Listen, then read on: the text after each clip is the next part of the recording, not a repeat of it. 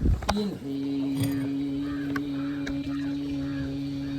deep. Exhale complete.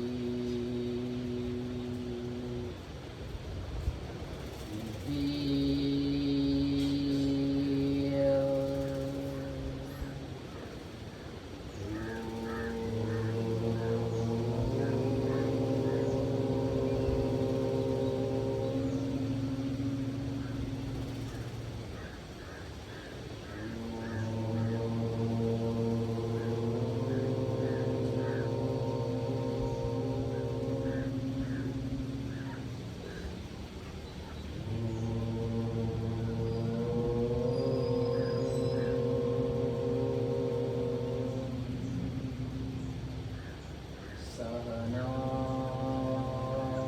Vavatu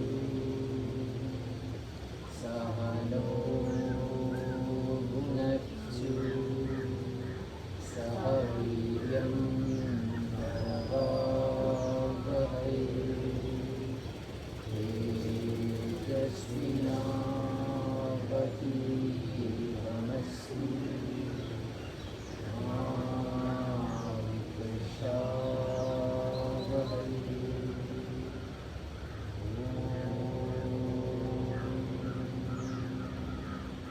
Shanti, Shanti, Shanti.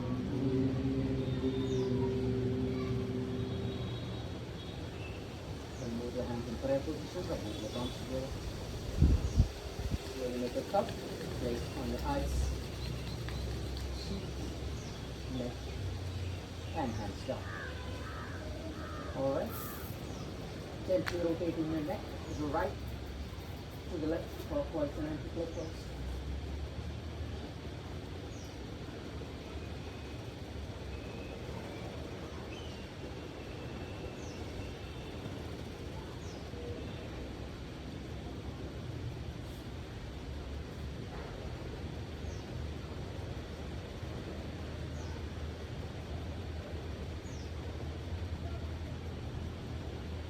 Coming back to the center. Now from here, take both your hands forward, rotate your wrist.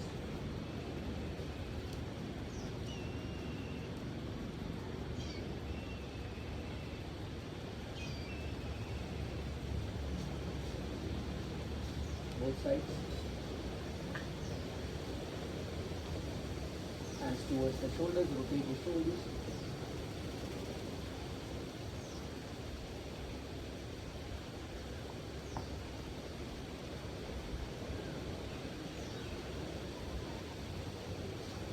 Alright, coming back to the center. Now from here, stretching up. Take both your hands up, lengthen the sides, look up.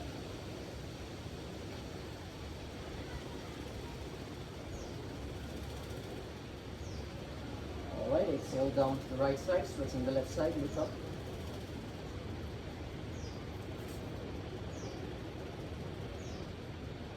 Inhale, coming back up to the center. Exhale towards the opposite side, stretching the right, look up.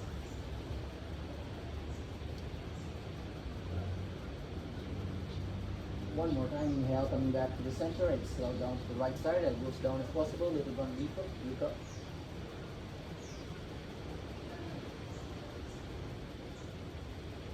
Inhale, coming back up to the center. Exhale towards the opposite side, stretching the right.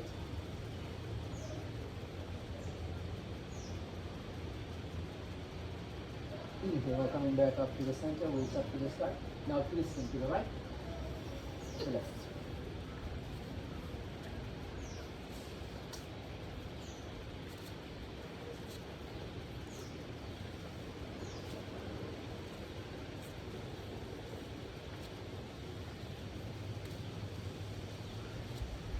Coming back to the center. Now from here, take both your legs straight. Rotate your ankle.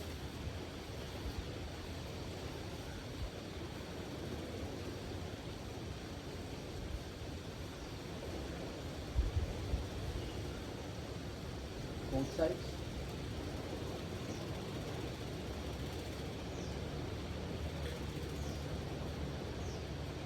Alright.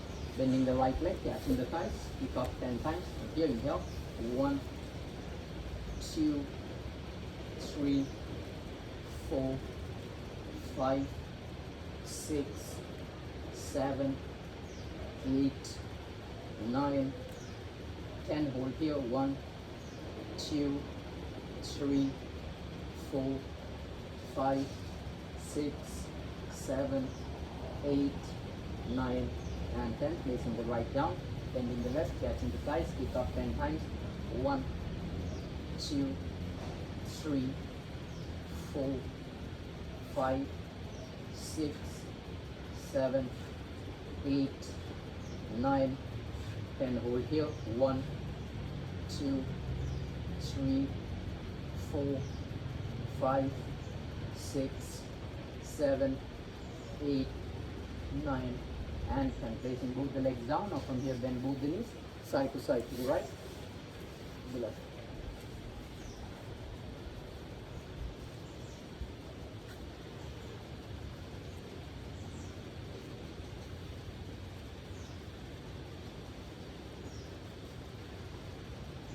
Alright, coming back to the center. Now from here, taking the legs apart for the hips. Back straight. Exhale, both knees to the right side. Inhale, coming back up to the center. Exhale, down to the left, to the right, to the left, to the right, to the left, to the right, to the left, to the right, to the left, to the right, to the left, to the right, and to the left. Coming back to the center, and from here, butterfly.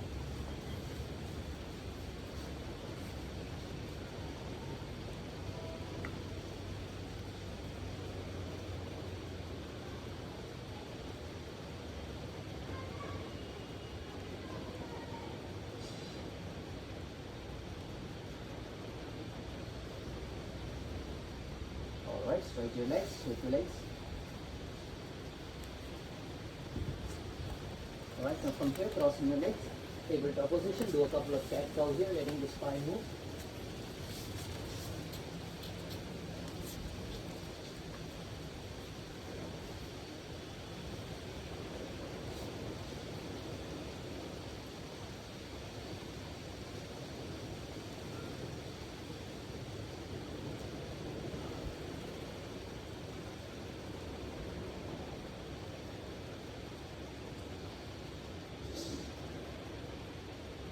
Alright, from here coming to a seated position. Okay, so you take the chart and see which is the last back bend that we did. Yes, what is after Shalabhasana you have? Oh no, we did the next one. Yeah, Shalabhasana we did. Oh no, Bhujangasana. Yes. Bhujanga means what is the English name? Cobra. Okay, can I have you here? Okay, now does anybody know what is the difference between Cobra and Urdhva Mukha Svanasana or upward facing dog? It's on the floor. Yes, and then? Pose. Cobra is active, like you have this knee, the elbow bended, so it's like you need strength. It's not passive. Okay, can you come here? Now, when you do, let's see the difference. When you do Urdhva Mukha, it is always going to be hard for you to use mid back or the upper back bend because there is an action which is always taking you up. In Cobra, the action is you're always trying to make yourself smaller. You understand? In Urdhva Mukha, you always try to send yourself up. This is one of like a common thing that you see. Urdhva, you want to go up. Upward facing dog, you want to make space. You make yourself long. In Cobra, what you're trying to do is you kind of make yourself smaller. So you contract yourself like that. Yes. For example, this is the simplest way I can say is, for example, forget about placing the quads or all these things from Urdhva Mukha. I would be more on focus on rolling the shoulders back, going up. So I am using my toes, the toes to press into the floor, which gives me glute activation. From there I go up. So it's more of me going up. Whereas in Cobra, you look at my mid back. I go make myself smaller. So in a way that you approach is, you see this part and this part should have less gap as possible, right? For example, when you're doing, as I'm saying, sometimes you don't go up in cobra. What you do is you stay very low in cobra. A cobra can be like this, hands underneath the shoulders, roll back, and if you don't need to go this much up, you hold here. The idea here is the more higher you go, the more lower back you feel. So when you try to keep it as low as you can start to use the mid back. But here also, I want to think the gap between here and here has to be as less as possible. So you're trying to think like this. I want to bring the line of the shoulder towards my bum.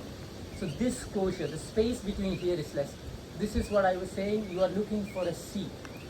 When you're looking for a C, have you seen a C? The top part and the ending part of the C is very close.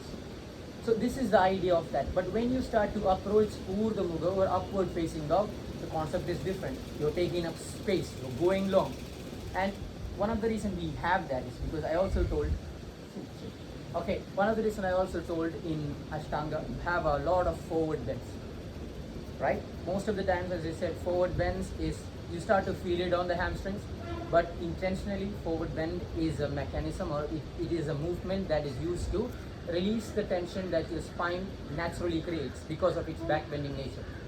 Okay, so when you start to do downward facing dog or Paschimottanasana, or this is taking you decompressing. Now when you want to, as I said, if you want to find a balance here, you do an action which is in front, then you do an action which is back, then you come back to the center. So same way, when you start to use this part of the body, you also need a counteractive action, not this. Every time when you use your forward bend, we try not to use this part. Forward bend happens from here. Same way, there also you want the back bend to happen mostly from here, which is the lower back. But when it comes to Hatha and all, we don't have the extreme forward bends which you see in Ashtanga. At least in the starting, the primary series or that, you don't have that. So because of this reason, Cobra is more apt for us. Now, when you do a Cobra, how high you should come up. And this also we talked about. How you can work on this is, simply think about this. The lowest part of your rib cage is not on the floor. This is also going to be for Dhanurasana, or I think the next one is Dhanurasana, right? Yeah. Child pose after that. Yes. Dhanurasana also, it's the same concept. You're not placing it. So you're basically on your, let's just say, half of your thighs and the lower part of your rib cage. The lowest part of the rib cage is not touching, because you know what is the lowest part of the rib cage called? You learned that in a lesson. What is this rib called? There is 3 sessions of the ribs. Huh? Yes, there you go. 2 ribs, false ribs, and a floating ribs. The idea of the floating ribs is it is not generally connected to anywhere. It's just like it's just basically floating. That's why you call it. It's floating. So the more, and also when you do deep back bends, for example, like crazy contortion kind of back bend, you might, I don't know if you heard it, there is an injury that happens in the lowest part of the rib. It's always this rib, not top. It's like a small, what can you say? Sometimes when, I don't know if you guys have experienced, when you have done the back bends, you might hear tuck, tuck sound. I think Every morning, yes, you hear that. It's a tuck. So every time when you're, especially when you start to do practices, this floating rib is actually connected to the sternum. But it is not with the bone, but it's connected to like a facial lines. But when you start to expand the chest, this starts to, I noticed it here. it's somewhere, see, it's here, you will feel it here. Here I don't know, I felt like it was, maybe it was here. but I don't think that is it. Here it shouldn't be, but it's here. So it's like connected with some kind of webs, let's say facial lines or something, or small cartilages. The more you start to expand the chest, it starts to just break. That's what you hear the sound is. It's like, it's the same thing, it happens there, like air building up or some acidic formation filling up. That is what it's not a big deal. But when you start to do extreme back bends, trying to take pressure over here, then it's what happens, because this rib is not supported anywhere. It's just basically floating. So, and ideally, in an ideal version, you're thinking, I don't want to make pressure over there. So you will see in some kind of classes, people placing bolster on the navel. You know, that the round pillow on the navel. Yeah, or towel or something, which gives you height. That's gone. Which gives you height so that you can elevate the lowest part of the rib cage from the floor. This is the idea between this. Now, when you do the other one, what is the other one before that? Ardha Shalabhasana and all. It is the same mechanics that you use the hands under, so that the hands is the weight bearing factor, not the chest. Follow? So same concept. You're trying to lift this part up, whether you go back or whether you go forward. Follow? This part can take the weight, but not this part. It always goes in. It has to be free also, because that's where your diaphragm is also kind of positioned. It's kind of low. So for that, free movement is always going to be there. Now, when you do a cobra, place your hands underneath the shoulders. You're trying to come into a push-up stance, which is make sure your elbows are always closer. And ideally, we say you see the thumb, it kind of comes directly underneath the shoulders. Okay, that's the ideal pushing stance. So I always say take it underneath the shoulders and a little bit forward. Because when you take the hands back, if you don't know how to push, there is always a chance of the person going into a deep lower back bend. I don't want that to happen. That's why I say take your hands underneath the shoulders and a little bit forward. We also explored another technique today morning, walking back. But that's not a traditional way. In Cobra, you never take your hands up, but it's a good way to approach. Okay, same way here. Make sure your index finger is facing forward, which brings the hands together and naturally kind of retracts the scapula. More out you go, retraction happens. Same way, just think like this. Or you can just simply cue people, hey, take this forward, index finger facing forward. That's all. Then even before you come up, you're kind of retracting the scapula. The more you retract, the more you open your chest. It's as simple as that. Now here, there is two ways you can think about it. Normally what I do is I think the lower part of the body is my leverage. So as a leverage, I start to think to myself, I want to press my quads and the legs into the floor. So it's a leverage, it's what makes you control. So you're kind of pressing the legs into the floor. Or you can think of contracting the glutes. Any two ways, you can take this or this. Now why I say that when you start to contract the glutes, there is always going to be limitations when you start to do deep cobra, or if you want to do cobra and you want to start catching this and all, it may be a problem to tap into the back bend. So you can explore, do you want to engage the glutes, or do you want to start to press the quads or the front part of the legs into the floor? Try both, which works for you. Both are same approaches, just both are same kind of approach, but a little bit more controlled. It's maybe a personal thing, so you can try that out. From here, same thing, you're trying to pull back. Pull the mat back as you inhale or exhale, lift up. Inhale and exhale. I always say exhale, come up. So every time you are trying to reduce the gap between the top part of this and this. So you're trying to make yourself smaller. Now notice I didn't say the neck, don't reduce the gap between the head and the glutes. This is something people would say, but idea is you always, if I say look back or something like that, what you do is you naturally exaggerate the movement from the neck.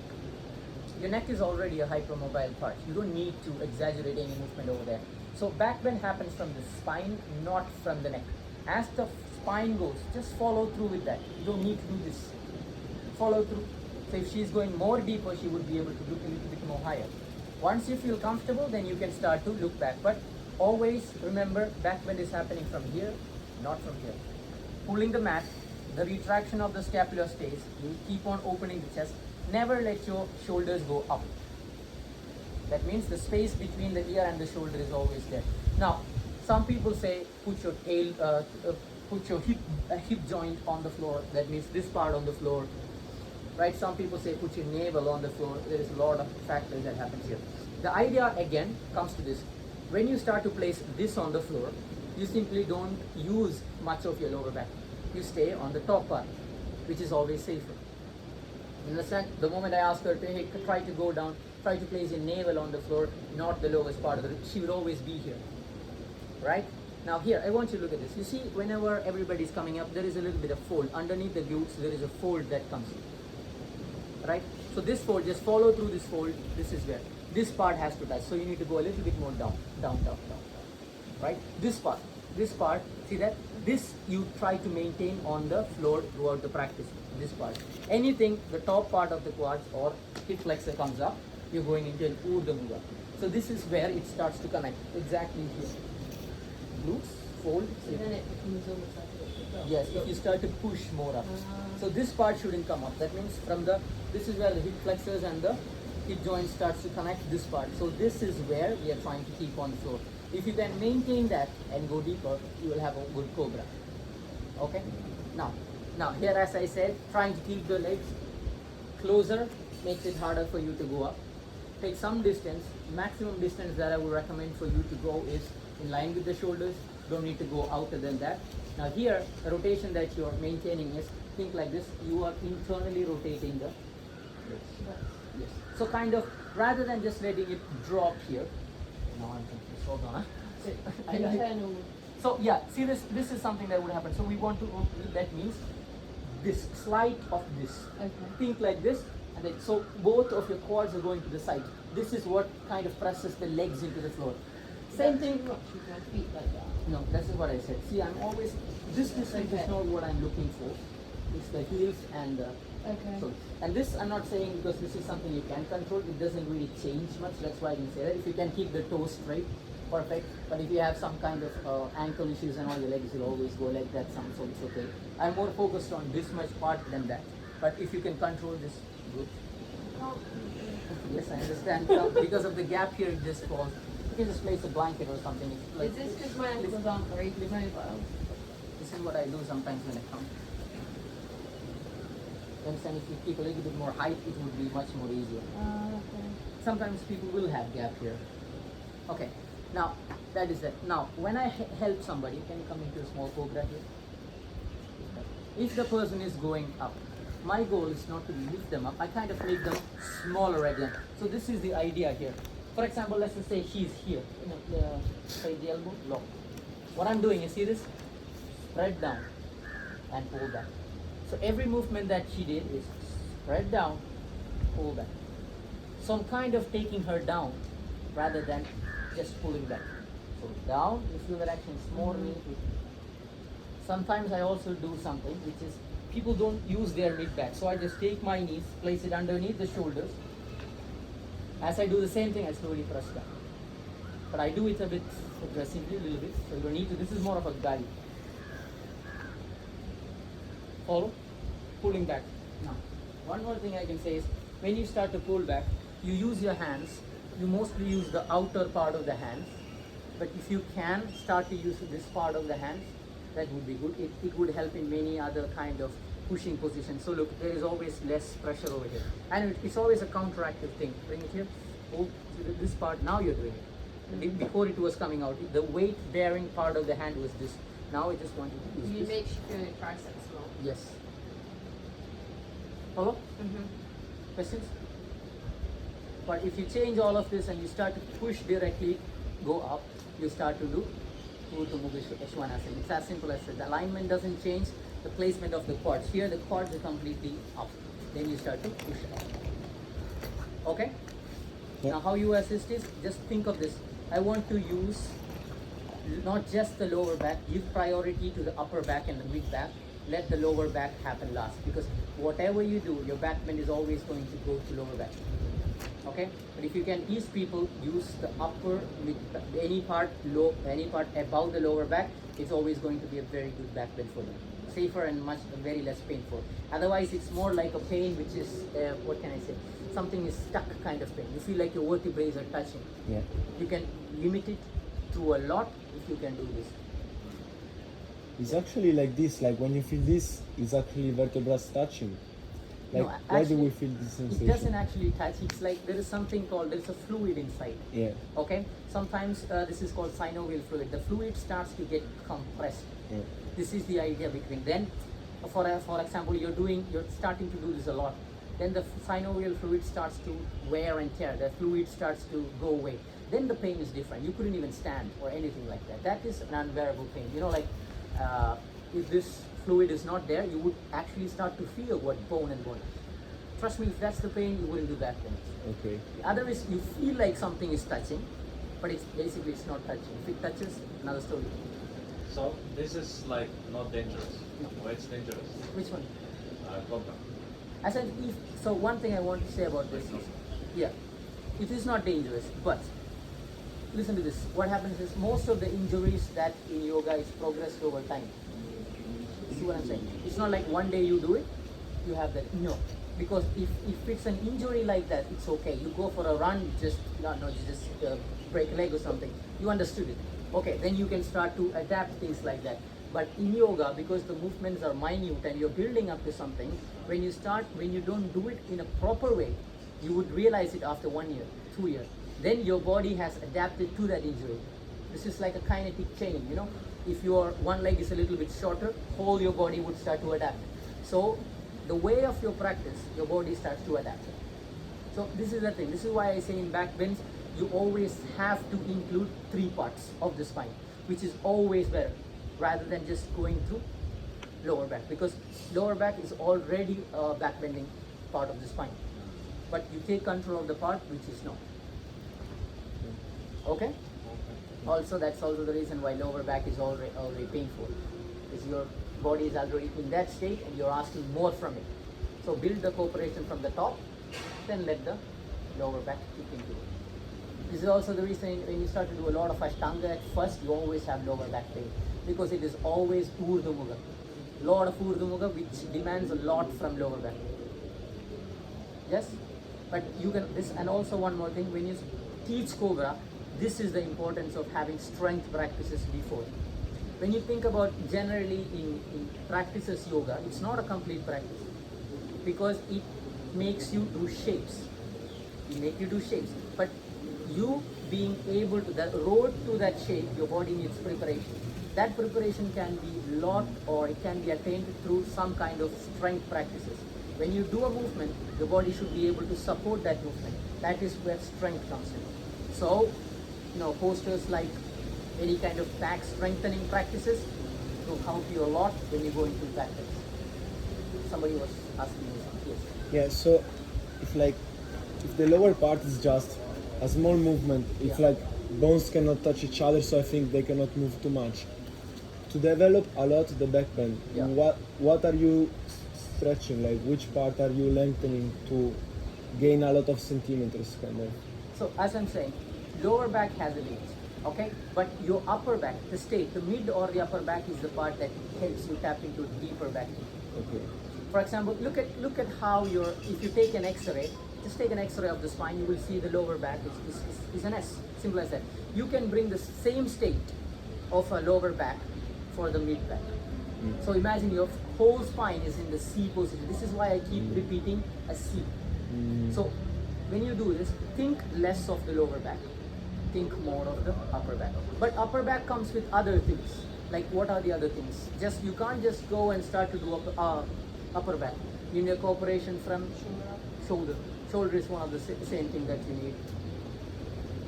So when you think also, rather than thinking, I need to bend back, think. For example, when you go forward in a Paschimottanasana, what are you thinking when you do Paschimottanasana? What do you think? Lengthen what? Forward. Yeah, but which part? Okay, lengthen the spine, which is the back part of the body, right? But when you start to do back bends, what do you think? Shorten what? There you go. So when you go forward, you actually think about the back of the body. But when you go back, why do you still think about the back of the body, not the front part of the body? Because when you're going forward, you said lengthen the back. Yes? I'm going forward. Why don't you say shorten the front? You said back of the body. Same way when you go back, we think differently. We're like, okay, I need to shorten or make this smaller. We never think make this longer. Why is that? I don't know. Because when you start to lengthen this, yes, but this is where it takes place. Lengthen of the hip flexors. This is what gives space. So lengthen the front. If you think I want to lengthen the front part of the body, or opening the chest or whatever, the back bend it becomes different in all of the way. So if you just think differently, I want to make it long. So you don't actually have to work on back bend. You can just think, how can I make this part of the body long? Simple as that. So when you approach a back bend like that, it's better. Okay? I don't know why it is, but everybody thinks so. I also used to think like that. When I start to practice different kind of practice, because most of my back bend drills are not from yoga, it's from, let's just say, some kind of contortion, or you learn from there. There the concept is different, but it makes more sense. Abdomen needs to get long, all these things. And so it goes like It's this. good to think that like having a different cue in your mind really changes how you go and how you then do the shape. Yeah. Then you're not, if you say length in the front, you're not focused on going back anymore. You would feel like we take up more space. So this is something you can tell people, how with your own words you can tell people length in the front or something. It's always hard to explain, but that's a good way to approach it. Okay? Can we move on to the next one? Dhanurasana. What is Dhanurasana? What is the name? What is Dhanurasana? Anybody? What does it look like? Huh? Somebody said it. Mouse. Bow. So what is it? Mouse. Mouse. Bow pose. Ah. It's like a bow pose. Okay? Now here, you say, think same cobra. Here what's happening is it just exaggerates the movement of shoulders more. Since if you just simply take your hands back, it does two things. Makes your chest open more, makes your scapula retract more. This is the thing that truly happens here. And you also have a leverage, which is you're going to catch the ankle, and the ankle is trying to pull your upper body back. Now again, if you don't use this properly, you have more chance of going into the lower back again, the same problem.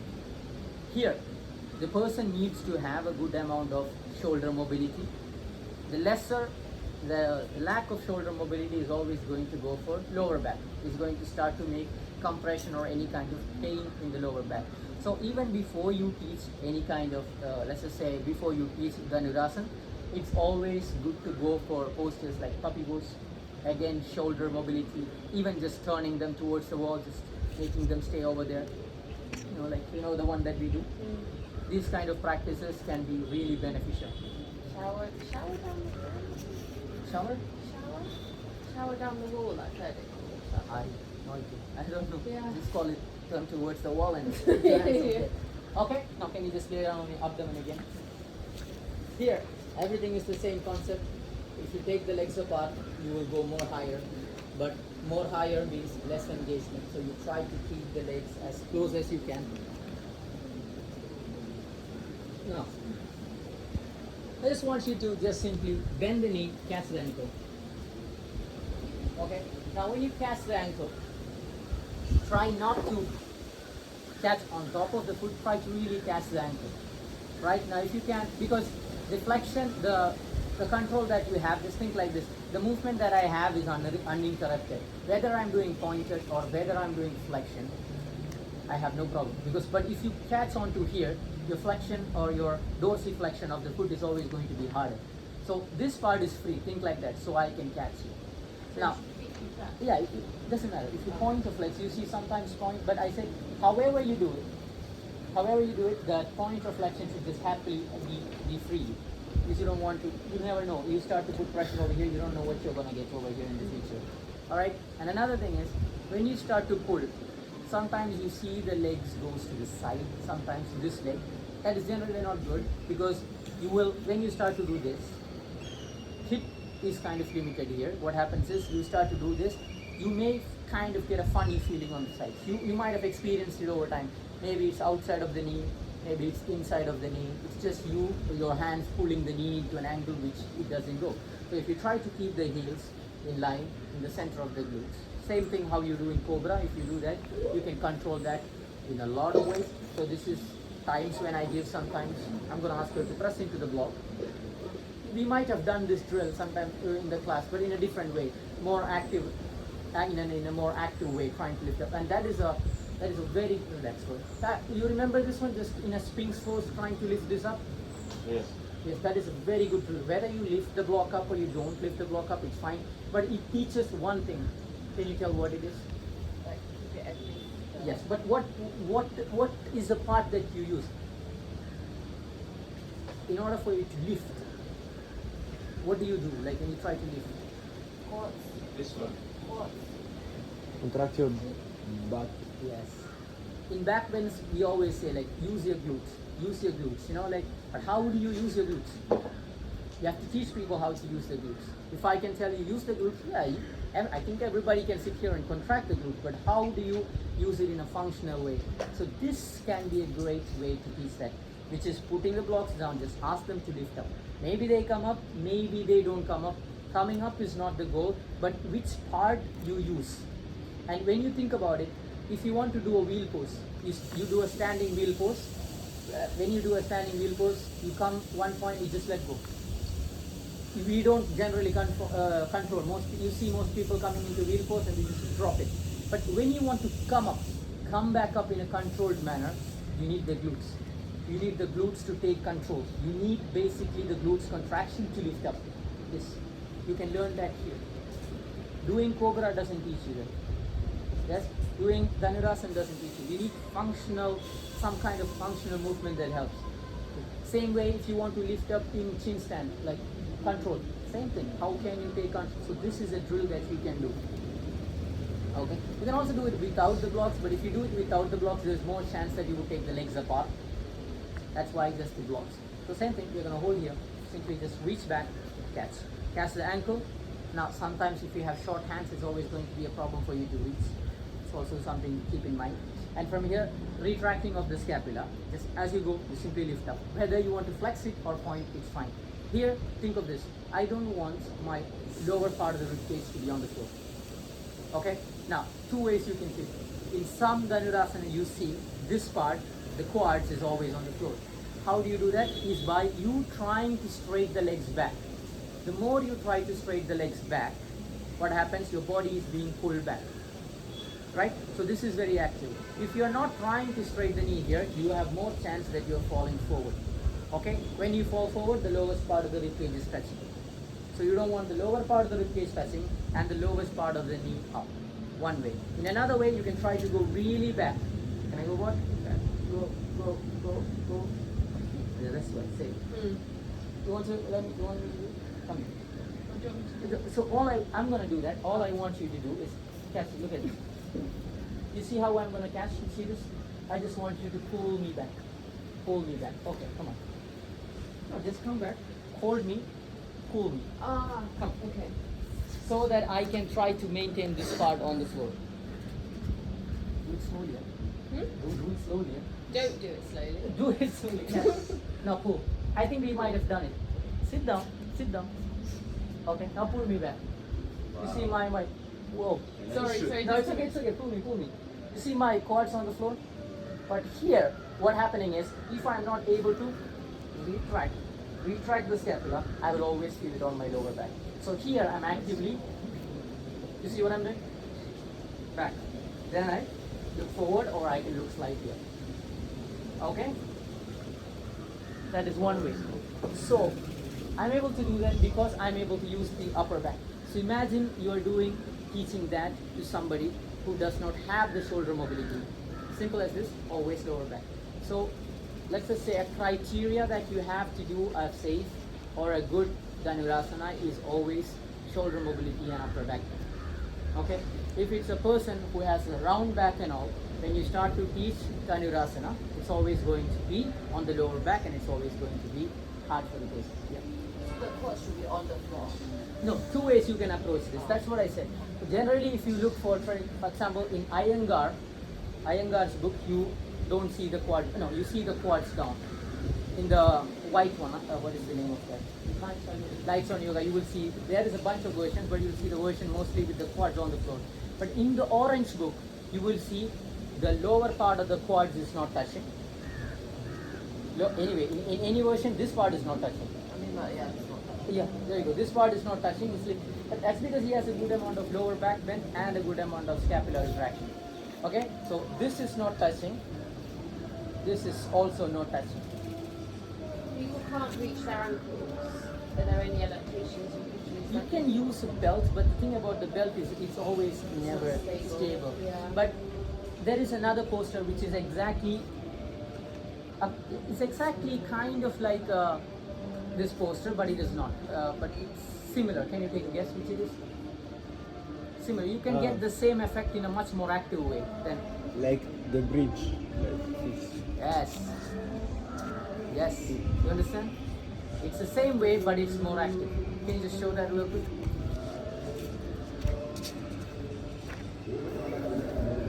Only thing is the neck. It's basically the same, but this uses more of glute engagement or quads and all you start. It's the same. So you can basically teach that before you do this. Or if the person is struggling with it, you can basically do that. So that would be better than you. That would be better. Because some people struggle, even if your hands are short, you would struggle catching over there. But you could still push up. Yeah, you can still Yeah. make it work. Yes. Okay, so the use and it's the similar, you just flip it around. So both are same in nature. But we also use it as counter pose or something like that, or you can use that what we did as a gateway to full wheel pose. But we'll come to that later. Okay? So would you do this and then do Cobra afterwards, or because then you do more? I would put Cobra first. Because then that's your. You're talking about this one, what we did. Yeah, Go yeah. pose. Yeah, I would put Cobra first. The strength is Because then you're using your shoulders. Yes. Yeah. strength. Before this, I would definitely do shoulder mobility and puppy pose. That's for sure. Puppy pose is something that I would do definitely for sure. So we can go like this. Strength practices can be any. Then we can go for Cobra, or even before Cobra. It doesn't matter if you do puppy pose and then Cobra or puppy pose. Doesn't really matter. Some shoulders and then you can come here. Way better. Sometimes I also do shoulders, hip flexors, and lower back at the same time. Can you tell me how I do that? You've done it in class, if you remember. Is this the backwards? No. Like it's simple. I want to do. I don't have much time because working on these three things in different ways can take time. I want the hip flexors. I want the back bends. I want the shoulders. Same time. The warrior one. Huh? No. I think we did it in last back bending class. So, With the belt. Remember, I did low lunge with the belt. That one. I just want all of these things at the same time, so I thought this is a good way to do it, and it works. So it's just this. What is it?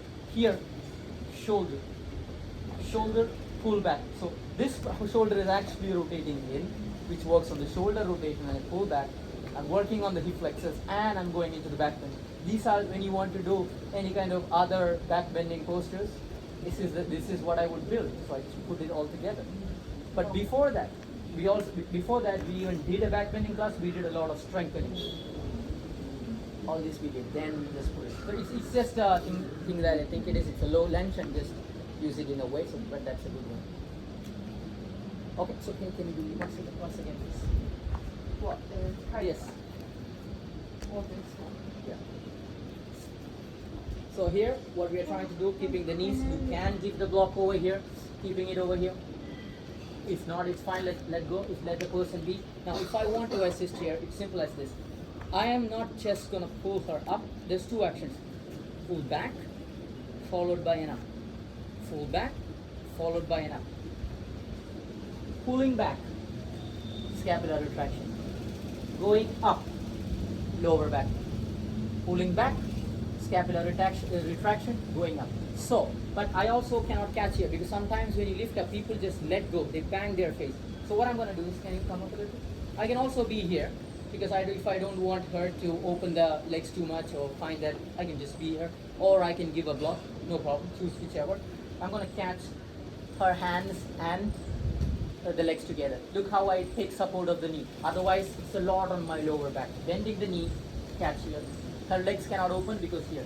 Now what I'm doing is up, back, up, back. Breathe, right?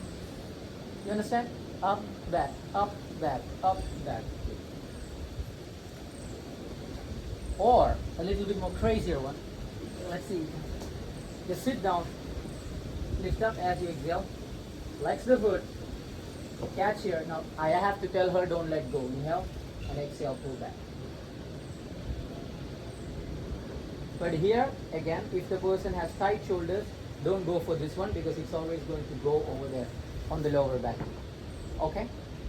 If the person, and how can you know if the person has a good shoulder retraction or something? What can you do? Ask her to do this. Yeah, okay, good one. Another one? Because sometimes people can even still catch like this. Just forward fold doing that. Yeah. You can tell how far. Like if you just go for puppy pose, you can basically know if you have cooperation from the mid back or the upper back. If the puppy pose is always hard, you can't touch your chest or chin on the floor, or it's nowhere near the floor, that means it's just tight. It's as simple as that. So we just teaching a puppy pose before can also give you a lot of information to know how you can approach the Dhanurasana for the person. Okay? Okay. Questions?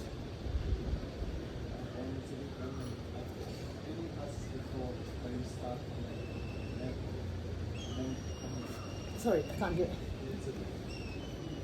So I've been in classes before where the teacher asks you to swing back and forth Yeah. and then land on your thighs. Yeah. Is this something? It's also a movement thing that I've done it in classes, but I've never applied it. It's because I really don't understand the concept of it. Going forward. It's quite fun, First of though. all, it's painful over here. Yeah. Sometimes they ask you to go side to side also. It's very painful. So that is something.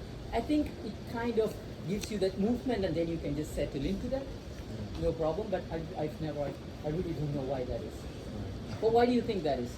How does, when you do it, how? For me, like if you stay on your thighs, it's also working on your core. Yeah. I struggle a lot just because Yeah. I can go up, but then like swinging and then staying back on my thighs is really hard. Yeah. And I guess like working on the core. Because I also think in one way it's good, because when you start to keep the thighs back, you also feel a lot of heaviness here, which is basically hip flexor activation, and this can be good in back bend. Yes, but when you also see the final version of this is you have to catch and you have to rotate. There, this concept doesn't work. It's a drop. Is it? It's Purna Dhanurasana. I don't know the English name, but it's Purna Dhanurasana. It's like you catch and you rotate. There's the- Yeah. yeah. There it's so there the activation of this doesn't work. So it depends. If you are staying on this one, yes, but if you are progressing to the next one, I think lifting both up is always good, because the other one is this only thing is you're involving shoulder. Okay, questions? Okay, then what is the one that we had before? Child's pose. Child pose. What is the name of yes, that one? Okay, do you know what okay, can you just come into child pose? What, like on there with the hands back? Yes. Yeah. It's simple. Okay, look. Can you place your hand like this? Have you seen this? No, this one. Rabbit. Yes, rabbit. But it's touching the. Yes, you see. So this mostly you see in restorative yoga. They take a bolster or take the head up, because this is also something that I haven't understood properly. For example, we say also Shashangasana means rabbit pose. Okay, this is like a way of rabbit. But when you say, it's also the other one is Balasana. Balasana basically means child pose, or we also say golden fetus pose. It's like a baby in a mother's womb, but the baby is in a womb is not this. It's basically to the sides. Yes, but what it represents is Shashangasana. So in lot of teachers I've heard say Balasana, and they say it's a golden fetus pose, but the action of the golden fetus is to the side. It's like that. Yes, in some traditions you see that, but yeah, but now mostly you say this as Balasana. So it's a give or take situation. It depends upon what you follow. Nowadays everybody is saying that. So I really don't. I try to find it, but nowadays everybody is saying this is child pose. That's all. Yes. No, not this one. Hands behind. Oh. So then you will see some older kind of traditional teachers say that is child pose and this is Shashangasana, or even the hands behind is Shashangasana. But now when you speak Shashangasana, it is known as this one. It's mostly used in restorative kind of practices. Rabbit. Yeah, rabbit is known. Because you have to have something here, otherwise you just let the neck drop if you keep your hands down. So you keep a bolster or something like that. But and the same way, if you take your hands behind, it becomes child. Yes. But there is also two ways that you can see child pose. So here I just want you to imagine that you're keeping your toes touched and the knees apart. Yes. Knees slightly apart, and you take your hands forward. Right. Now, take your hands forward. You can either place your forehead, or sometimes you see the side. Look to the side. Now here people use it in many ways. But I'll tell you one thing. in my opinion, the best child pose that you can do is with the hands behind. For example, if you're doing any posture that, for example, let me say, if you're doing any posture that only use your lower back, then you can do this child pose. Take your hands stretched forward, just stay there. For example, if you did any kind of pushing, back bends with, let's just say, what can I say, any kind of pushing kind of practices and all, you can do this. What this does is it takes the lower back into a forward bend and maintains this part in a kind of a neutral position. But if you did a cobra, which was you try to make the entire back into a round, the other way, you need the entire back to round in the opposite way. So the best way would be, observe this part, you simply take your hands back and try to drop the shoulders down. A little bit apart this time, apart. It gives you more seated. Then look to the sides. So it kind of rounds the back. So if you were to do, let's just say, wheel pose, complete wheel pose. And then, first of all, if you do a wheel pose, you would just do, the Pavanamuktasana as a counter pose. So if you did a wheel pose and you did a counter pose, this one is more feasible. Just rounds the back. So I'm a fan of this one than the other one. Right, the other one is simple, other one just takes the lower back into a forward bend, which is that. But if you do a posture that uses the lower back, the mid back and the upper back to round, this is more feasible, this is more western. So it just look at the spine, just rounds the spine. It's as simple as that.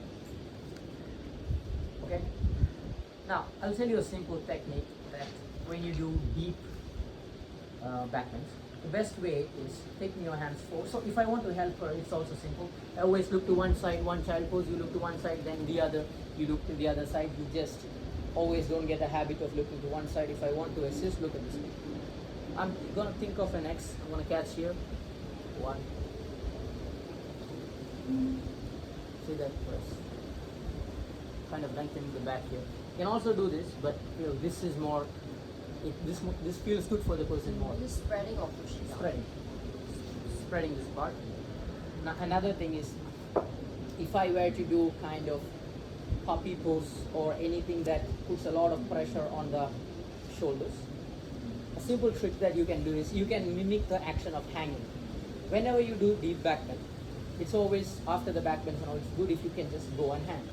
It's always, but you just have to be there for a while. Hanging. It just makes space in the vertebrae like that. So you can use the same thing. We can use the same thing to release the upper back. Not the lower back. If you want to release the lower back, you just have to hang. But if you want to release the upper back and the shoulders, I would ask you to reach your hands forward.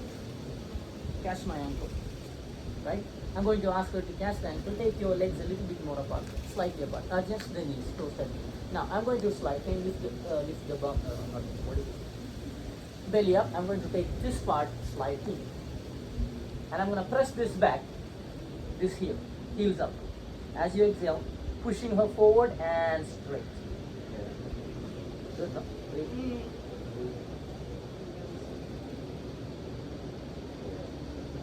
So it's just a good one. It's just an action of hanging. You just found a way to do it. Otherwise, two people need to pull her from the bottom and the. So same action. How can I hang? Or another way is after back. Yeah, you can do that also. But how do you release the shoulders there? There is not much external force, or you need to take weight. But if you want to release, as I said, you can hang. So here, what releases is basically this part of the body. This is where she would have felt the stretch rather than there. If you want to use this, first one, you can do malasana. So simply sit in malasana and just go down. Or you can just hang in a downward facing dog. If you go to some Iyengar classes and all, they teach you a bunch of back bends and they would ask you to hang in a downward dog. You know how that is? This is where this was here. Just take a belt. This is after some deep, just go here, let the body drop, stay. You can also slightly keep the knees bent. When you start to bend the knees, your back starts to round, your tailbone goes down, then you hang. Here, sometimes they even place a bolster here. That can also be done. But this all comes here because you do a lot of back bends. You need to bring the body back. Or just go directly hang also. But this you can stay for more. Directly hanging you can't. Yes. So that would be for lower back. This kind of practices would be for upper back. Right? So if I did, let's just say I did a lot of wheel pose in the class, like a bunch of wheel pose in the class, I can also do this. I would also ask the person to hang, or I would find some kind of, like let's just say some kind of hard practices to round the back, halasana. Comes back to this set of sequence what we said, keeping it down, more active, more stronger. Or this. Just hang it, take some weights, round, things like that. Okay, now like one thing I want to say is, like when you do yoga, in yoga practices, every time you approach a forward bend, we always try to approach it with a long spine. But forward bend, sometimes it's also good for you to approach it with being smaller, because forward bend is also this, not just this. You understand, your body has the capacity, so don't limit it also. So sometimes when I do back bend, when I am doing deep back bend practices, after that my forward bend will be always with round spine. So because I did deep back bends, now I don't want to go forward anymore. I just go here and just, I also approach it like that. Make sense? Yeah. Questions? Okay. Now, do you have any questions about the example? Exam. Yes. Don't treat it like an exam. So, Good wording. Thank you, question. yes. Let me see.